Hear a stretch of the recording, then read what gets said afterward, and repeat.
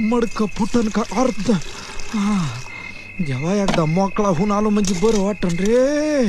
चपला कुठं गेल्या देवा देवा देवा देवा. आयो आयो आयो आयो.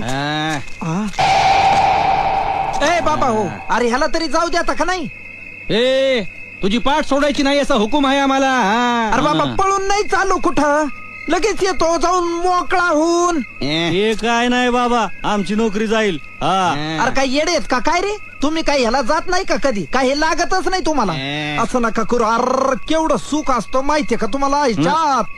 ए बाबा, अरे तू पळालास तर तुझं होईल, आम्हाला फाशी लागल त्याचं काय? तुम्ही ऐकणारच नाहीत का? मला जाऊ देणार नाहीत का? एक काम करे बाबा, हे धर.